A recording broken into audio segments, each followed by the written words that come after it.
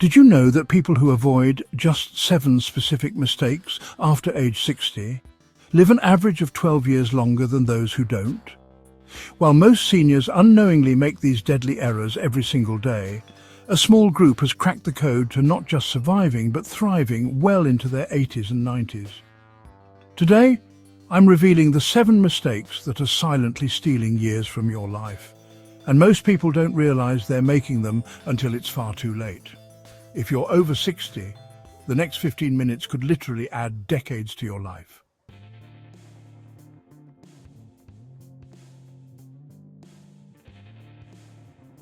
Meet Miriam Chen-Williams, a vibrant 78-year-old who walks 5 miles daily, volunteers at 3 organizations, and just started learning Italian.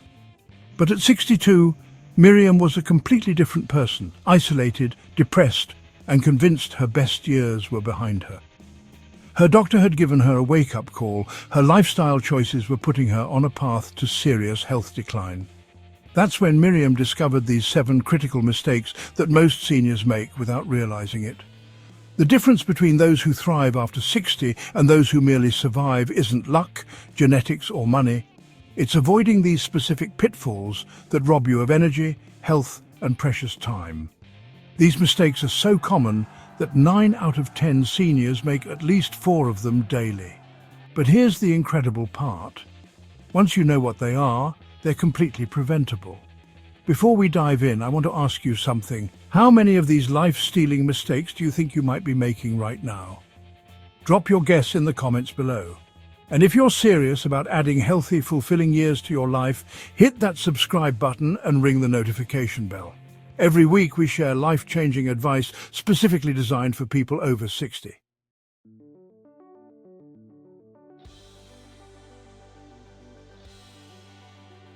Mistake number 1. Isolating yourself from social connections. Let me tell you about Miriam's darkest period. After retiring at 62, she found herself spending entire days alone. Her husband had passed 2 years earlier, her adult children lived across the country, and she'd gradually lost touch with work colleagues. I went from having dozens of daily interactions to maybe talking to the grocery store cashier twice a week, Miriam recalls. What Miriam didn't realize was that she was making the first and most dangerous mistake that's killing seniors faster than smoking. Social isolation doesn't just feel lonely, it's literally toxic to your body. Research from Harvard shows that socially isolated seniors have a 50% higher risk of death from any cause. That's equivalent to smoking 15 cigarettes a day. When you're isolated, your stress hormone cortisol skyrockets, your immune system weakens, and your brain starts deteriorating faster. Your blood pressure rises, inflammation increases, and you become vulnerable to depression, anxiety, and cognitive decline. The loneliness literally ages you from the inside out. But here's what most seniors get wrong about social connection. They think it has to be complicated or forced. Miriam started small. She joined a book club at her local library, not because she loved reading, but because it guaranteed human interaction twice a month. She volunteered at a food bank for just 2 hours a week. She reconnected with one old friend through Facebook. The key is consistency, not quantity. You don't need a massive social circle. You need regular, meaningful interactions. Start a walking group in your neighborhood. Join a senior center class. Attend religious services. Call one family member or friend every week on the same day. The transformation happens faster than you think. Within 3 months of making these small changes, Miriam's energy improved, her sleep got better, and she felt hopeful for the first time in years. Today, she has a rich social network that keeps her engaged and supported. Are you making this mistake? Have you noticed yourself becoming more isolated since retirement or major life changes? Share your experience in the comments. You'll be surprised how many others relate. But wait, because the next mistake is even more dangerous, and it's one that 95% of seniors don't take seriously enough.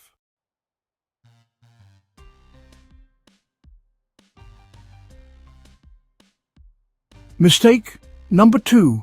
Neglecting physical movement and exercise. By age 64, Miriam had convinced herself that her body was too old for real exercise. She'd shuffle to the mailbox, maybe do some light housework, and spend most of her days sitting. I thought I was being smart by not overexerting myself, she admits. This thinking nearly cost her everything. Here's the brutal truth about physical inactivity. After 60, your body starts cannibalizing itself. You lose 3 to 8% of your muscle mass every decade after 30. But this accelerates dramatically if you're sedentary. Your bones weaken, your balance deteriorates, your cardiovascular system declines, and your risk of falls, the leading cause of injury death in seniors, skyrockets. But the most shocking part? Many seniors avoid exercise because they think it's dangerous, when the opposite is true. Sitting is what's killing you. Every hour you spend sedentary increases your risk of early death by 11%. That means watching TV for 6 hours straight is like playing Russian roulette with your longevity. The exercise myth that's destroying seniors is believing you need intense workouts or gym memberships. Miriam's transformation started with 10-minute walks around her block. That's it. No special equipment, no trainer, just consistent daily movement. Here's your age-appropriate action plan. Start with 10 minutes of walking daily, even if it's just inside your house. Add 5 minutes every week until you reach 30 minutes. Include balance exercises like standing on one foot while brushing your teeth. Do simple strength training with resistance bands or light weights twice a week. Practice flexibility with gentle stretching or beginner yoga. The activities that build the most longevity for seniors are surprisingly simple: walking, swimming, gardening, dancing and Tai Chi. The key is finding movement you actually enjoy, so you'll stick with it. Miriam now walks 5 miles daily, not because she forced herself, but because she built up gradually and found walking partners who made it social and fun. Her doctor says she has the bone density and cardiovascular health of someone 15 years younger. What's your current activity level? Are you making excuses about being too old or too tired for exercise? Let us know in the comments what's holding you back from moving more.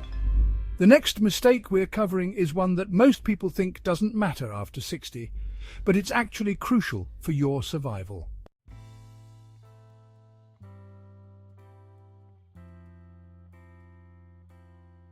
Mistake number 3, ignoring mental stimulation and learning. At 65, Miriam started forgetting names, losing her keys, and struggling to follow complex conversations. She was terrified she was developing dementia. I felt like my mind was turning to mush, she remembers. What she didn't realize was that she was making a critical mistake that accelerates cognitive decline, believing that learning was for younger people. Here's what happens to your brain when you stop challenging it. It literally shrinks. The neural pathways you don't use get pruned away. Your processing speed slows down, your memory weakens, and your ability to learn new things, well, it deteriorates. Many seniors accept this as inevitable aging, but it's actually preventable brain neglect. The use it or lose it principle is especially critical after 60. Your brain has incredible plasticity at any age, but only if you keep challenging it with new experiences and learning. When you stop learning, you start dying. Mentally first, then physically. But here's where most seniors go wrong. They think mental stimulation means crossword puzzles or Sudoku. While these help, they're not enough. Your brain needs novel, complex challenges that force it to create new neural pathways. Miriam's cognitive transformation began when she decided to learn Spanish at 66. It seemed impossible, but she started with 15 minutes daily, using a language app. She also joined a community college computer class and learned to use smartphones and social media. She started reading different genres of books and watching documentaries about subjects she'd never explored. Your brain-boosting action plan. Learn a new skill that requires multiple brain functions: language learning, musical instruments, or complex crafts like quilting or woodworking. Take classes at community colleges or senior centers. Use technology daily. Video chat with family, explore new websites, try brain training apps, read challenging books outside your usual preferences, travel or explore new places in your area. The key is novelty and challenge. Your brain grows when it's forced to adapt to new situations and information. Miriam now speaks conversational Spanish, has become the family's tech support person, and feels mentally sharper than she did 10 years ago. Are you challenging your brain regularly? Or have you fallen into mental routines? What new skill have you always wanted to learn? Share your thoughts below. Many of you might inspire others to try something new, but the next mistake we're covering is one that's literally robbing you of years of life while you sleep.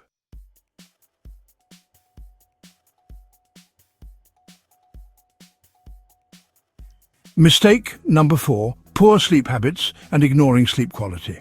Miriam used to pride herself on only needing 4 to 5 hours of sleep. She'd stay up late watching TV, wake up multiple times during the night, and drag herself through groggy days fueled by caffeine. I thought needing less sleep was a sign of getting older, she says. This mistake was slowly killing her. Sleep isn't a luxury after 60, it's medicine. During deep sleep, your brain clears out toxic proteins that cause Alzheimer's disease.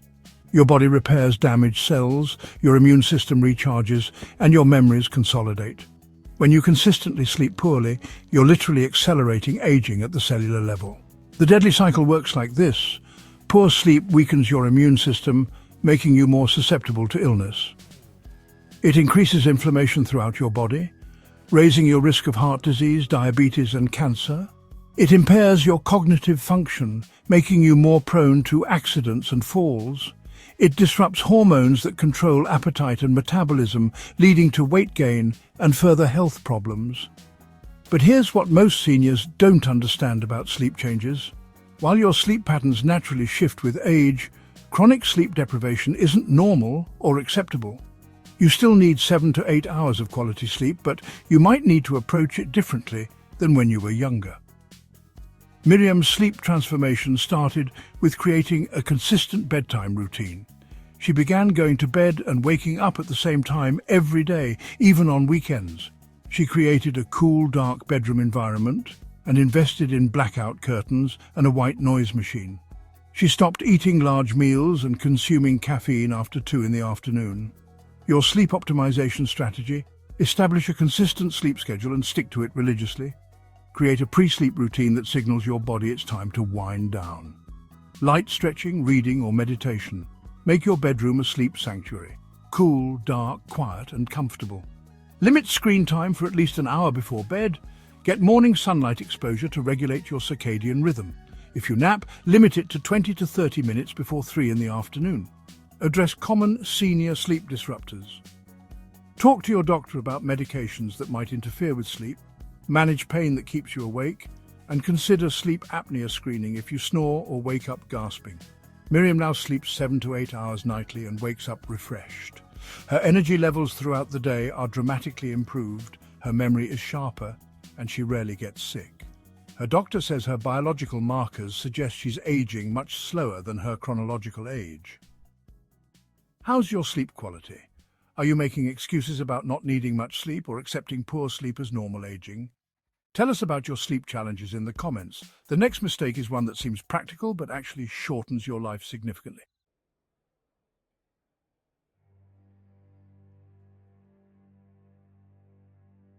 Mistake number 5, neglecting regular health screenings and preventive care. At 67, Miriam was the type of person who only saw doctors when something was seriously wrong. She skipped annual checkups, postponed recommended screenings, and ignored minor symptoms that, well, she thought weren't worth bothering the doctor about. This avoidance mentality almost killed her when a routine blood test she'd delayed for 2 years revealed dangerously high blood sugar levels indicating pre-diabetes. Here's the terrifying reality about avoiding preventive healthcare after 60. Diseases that are easily treatable when caught early become life-threatening when detected late. The 5-year survival rate for early-stage cancers is often over 90%, but drops to less than 20% for late-stage detection. Heart disease, diabetes, and osteoporosis can be managed effectively with early intervention, but become devastating when ignored. Many seniors avoid healthcare for understandable reasons: fear of bad news, concerns about costs, bad experiences with doctors, or the belief that aches and pains are just normal aging. But this avoidance is literally a death sentence. The conditions that kill most seniors, heart disease, cancer, stroke, and diabetes, are often preventable or manageable with proper screening and early treatment. Miriam's healthcare wake-up call led her to become proactive about her health. She found a primary care doctor who specialized in geriatric medicine and listened to her concerns. She got caught up on all recommended screenings and established a regular healthcare routine. Your essential screening schedule after 60 annual comprehensive physical exams with blood work including cholesterol, blood sugar and kidney function. Blood pressure monitoring every 6 months. Mammograms annually for women, prostate screenings for men. Colonoscopy every 5 to 10 years depending on results. Bone density screening every 2 years.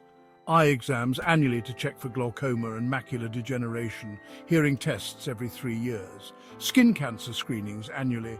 But screening is only half the battle. You need to advocate for yourself. Prepare questions before appointments. Bring a list of all medications and supplements. Don't downplay symptoms and seek second opinions for major diagnoses. Find doctors who take time to explain things and treat you as a partner in your healthcare. The financial argument is compelling too. Preventive care costs a fraction of treating advanced diseases. Medicare covers most recommended screenings at no cost to you. Miriam's pre-diabetes was completely reversed through dietary changes and exercise, something only possible because it was caught early. She's now healthier at 78 than she was at 67, with excellent blood work and no prescription medications. Are you staying current with recommended health screenings, or are you avoiding healthcare until problems become severe? What's preventing you from being more proactive about your health? Share your thoughts below. The next mistake might surprise you because it's one that many people think doesn't affect physical health.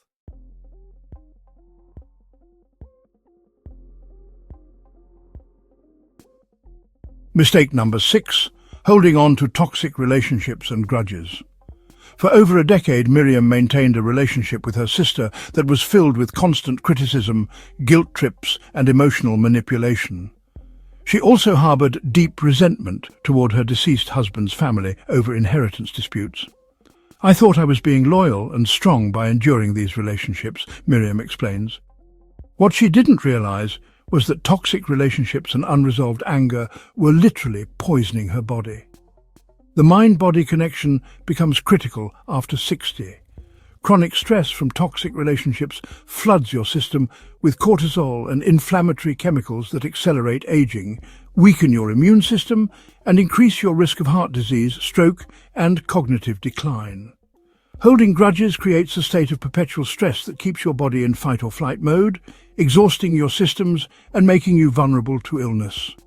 Research shows that people who hold grudges have higher rates of cardiovascular disease, compromised immune function, and shorter lifespans. The emotional burden of toxic relationships also leads to depression, anxiety, and social isolation, compounding the other mistakes we've discussed. But here's what many seniors struggle with: the belief that family relationships must be maintained at any cost, or that forgiveness means accepting bad behavior. After 60, you can't afford to waste precious years and energy on relationships that drain you. Life is just too short to spend it walking on eggshells or absorbing other people's negativity. Miriam's emotional transformation required tough decisions. She set firm boundaries with her sister, limiting contact and refusing to engage in toxic conversations. She worked with a counselor to process her anger toward her in-laws and chose forgiveness, not for their sake, but for her own peace. She also ended friendships with people who were consistently negative or manipulative. Your relationship detox strategy: identify relationships that consistently leave you feeling drained, criticized, or anxious. Set clear boundaries about acceptable behavior and stick to them. Practice saying no without extensive explanations or apologies. Limit time spent with toxic people and refuse to engage in drama or gossip. Seek professional help to process deep-seated anger or resentment. Remember, forgiveness doesn't mean reconciliation. You can forgive someone for your own peace while still maintaining boundaries or ending the relationship. The goal is freeing yourself from the emotional burden, not necessarily repairing the relationship. Surround yourself with people who are positive, supportive, and bring out the best in you. At this stage of life, you deserve relationships that add joy and meaning to your days, not stress and conflict. Miriam describes the relief as like putting down a heavy backpack I didn't realize I'd been carrying. Her stress levels decreased dramatically, her sleep improved, and she had more energy for relationships and activities that brought her joy. Are you maintaining relationships that drain your energy or holding on to grudges that are hurting your peace? What toxic relationship or resentment do you need to address? Share your thoughts in the comments. Sometimes just naming it is the first step toward healing. The final mistake we're covering is the most important one, and it's the reason why so many seniors give up on life.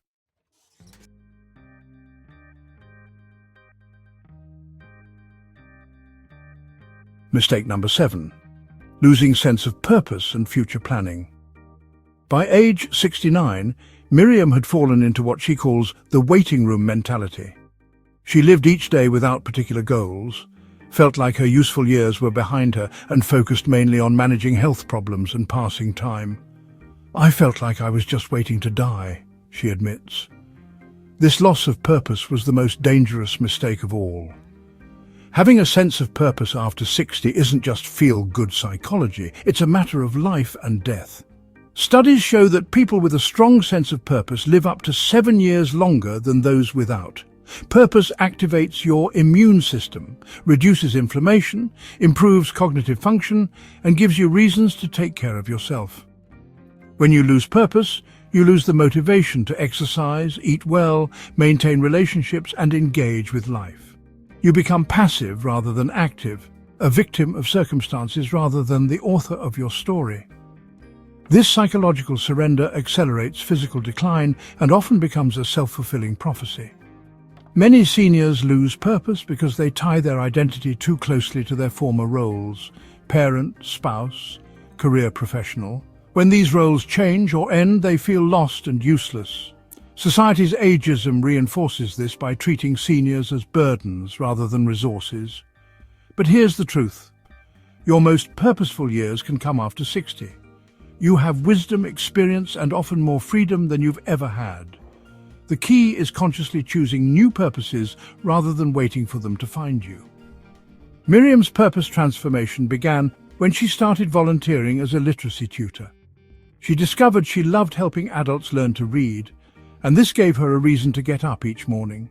She also decided to write letters to her grandchildren about family history, creating a legacy project that felt meaningful. She set goals for travel, learning, and new experiences. Your purpose-finding strategy. Identify your core values and find ways to express them. Consider how your life experience can benefit others through mentoring, volunteering, or sharing knowledge. Set meaningful goals that excite you: learning objectives, travel plans, creative projects, or relationship building. Create a legacy project that will outlast you: writing memoirs, organizing family history, or contributing to causes you care about. Think beyond traditional retirement activities. Maybe you want to start a small business, become an activist for issues you care about, or pursue creative endeavors you never had time for. The key is choosing purposes that align with who you are now, not who you used to be.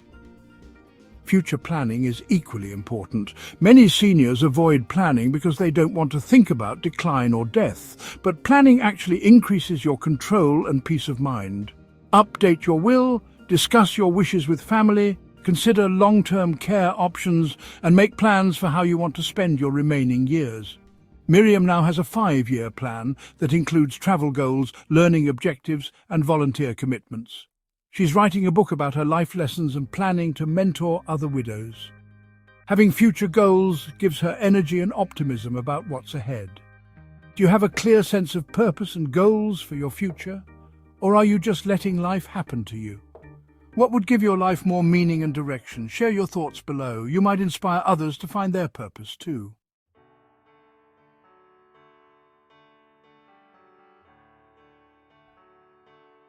Let me tell you about Miriam today at 78.